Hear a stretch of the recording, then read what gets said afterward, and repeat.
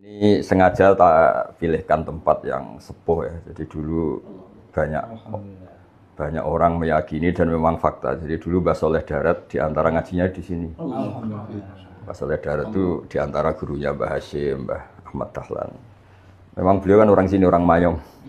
Nah, jadi di sini dulu ada Kiai Alim buyut saya ini generasi keberapa namanya Soleh bin Asnawi Sepuh yang makamnya dekat Mbah Sunan ya. Walhasil duriannya termasuk saya, Mbah Sahal, Pak Said Akil Sirat itu termasuk masih keluarga sini. Termasuk ya semuanya sini keluarga, termasuk keluarga Barat dan Asnawi semuanya masih keluarga. Ini juga bagian dari Qur'ani saya cerita ini. Jadi di antara kebaikan yang disebut Allah itu kata Mbah Maimun sering cerita. Islam itu kalau mengukur kebaikan itu dua. Satu mesti cerita leluhurnya. Ulaikal ladzina an'ama Allahu 'alaihim minan nabiyyin. Allah mesti ngregani mbah min dzurriyyati Adam. Wa mimman hamalna ma'nu wa min dzurriyyati Ibrahim wa Israil. Baru orang soleh yang naturalisasi tadi. Yang tidak punya nasab tapi ya tetap boleh soleh. Ya tetap boleh mengiskakan agama. Itu masuknya partai wa mimman hadaina wajtabaina. Tapi sekiranya punya leluhur itu secara etika itu harus disebut. Bukan karena asobiyah atau nasabiyah, bukan. Ngergani waktu mereka terbuang untuk agama.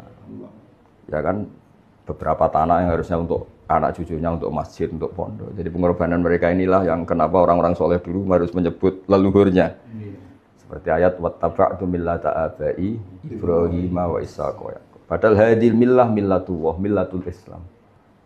Itu seperti duriannya Mbak Arwani kalau nasihati, cekeli Qur'ani Mbak Arwani, cekeli fikih Mbah Maimun, cekeli fikih. Karena dengan dinisbatkan ke generasi terdekat ini lebih merasa memiliki. Sama, ini tafsir Kemenak. Ya sebenarnya tafsirnya ulama dulu yang diambil Kemenak. Bahasa politiknya yang dicadot Kemenak tadi, fasilitator tadi. Tapi supaya bertanggung jawab, ini tafsir Kemenak, ini terjemah Kemenak, ini ide Kemenak. Supaya tanggung jawab. Sebetulnya itu idenya ulama dulu yang Kemenak di-SK-kan untuk ya tadi untuk dapat gaji dan untuk enggak apa-apa, gaji itu baik fidunya hasanah, enggak usah isin, biasa aja. Ya juga untuk salam tempel biasa aja itu fidunya hasanah. Nah ini tinggal wabil akhirati hasanah. Nah begini menurut saya, ukuran yang menjadi diskusi publik itu kiai-kiai desa.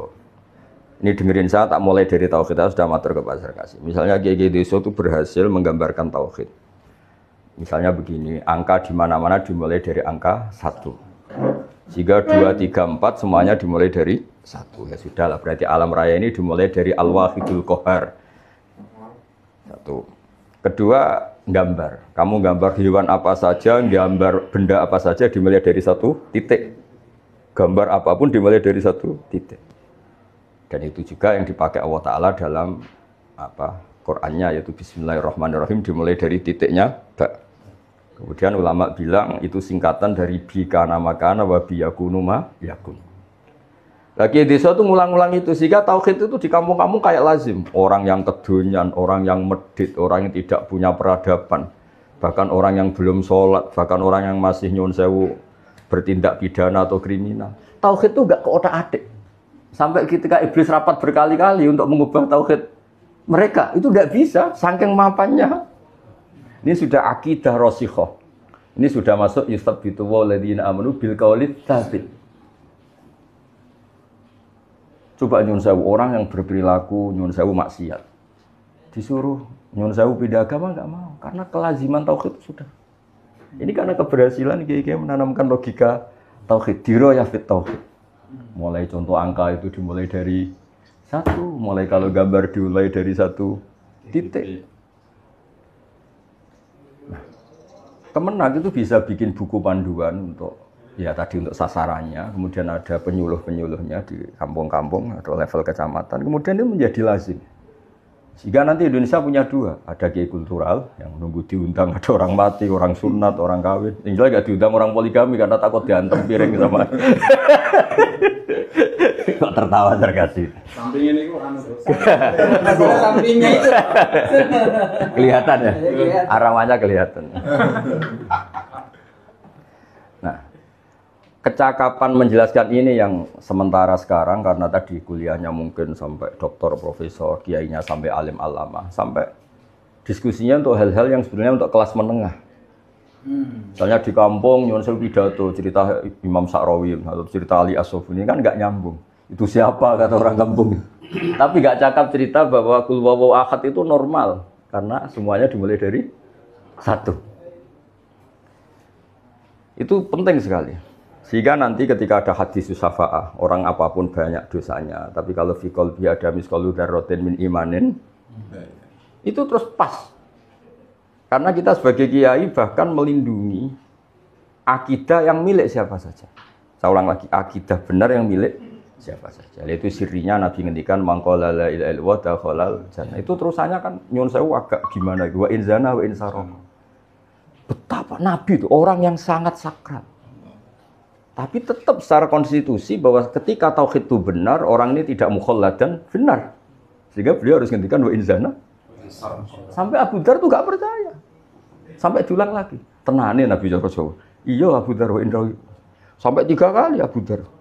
Karena beliau sebagai orang soleh, Abu Dzar kan terkenal warok, terkenal tertutup. Sampai nanya 3 kali. Sampai Nabi gojlok.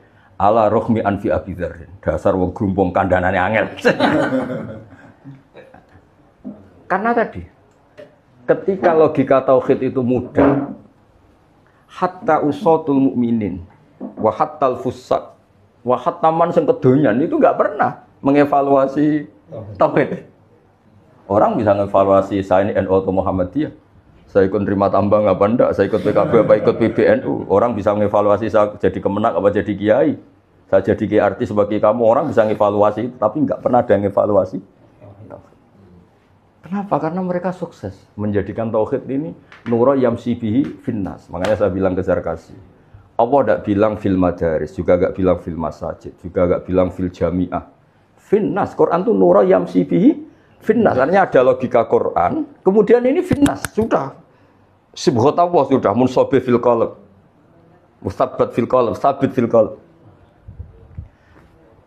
Saya bukan niat sombong, tapi saya sering cerita. Kenapa saya diterima banyak orang? Karena saya itu kalau mengkiaskan terus logis. Itu juga dibentuk Quran. Karena Quran kalau bikin kias itu logis. Bahkan saya pernah ngaji di depan Said Ahmad disuruh baca kitab. Di antara yang saya ceritakan adalah ketika kita di Eropa, kan saya pernah ngaji virtual di Jerman, pernah di virtual saya di rumah. Islam NU di Jerman, di Kanada. Saya cerita, kalau Anda di Eropa dan orang mendewa-dewakan demokrasi atau kebebasan pendapat, saya punya sekian ayat yang membolehkan orang itu demokratis. Qul hatu burhanakum. Allah itu demokratis. Kalau kamu nggak setuju saya Tuhan, hatu burhanakum. Aruni madza khalaqakum min alladzi amlahum syirkun fis samawat. Kalau kamu tidak percaya saya Tuhan, kata Allah, silahkan kamu menyebut Tuhan yang lain. Dan kemudian bandingkan dengan saya, reputasinya madza khalaqakum min al-ardi amlahum syirkun fis samawat. Kata Allah lagi, hada khalqu wa, ini saya Tuhan, ini khalqu wa, hada khalqu wa, fa'aruni madza khalaqal ladzina min duni. Kayak apa demokratisnya Quran? Misalnya saya kalau boleh jumawa, ini saya Gus Bah ada pegawai Kemenak, enggak ada SK. Coba yang punya SK, bisa enggak nandingi tafsir saya? misalnya. Tapi tetap saja ini formal, saya ada formal, itu masalah kan. Yang alim malah non normal. Kreditnya dari Pak Zarkasi. Nah, tapi ini bagus ini kerjasama formal sama non formal. Alhamdulillah. Kolaborasi. Nah, sehingga tauhid itu begitu mudah diterima. Terus orang itu diterima secara tadi dari awam ke awam untuk awam.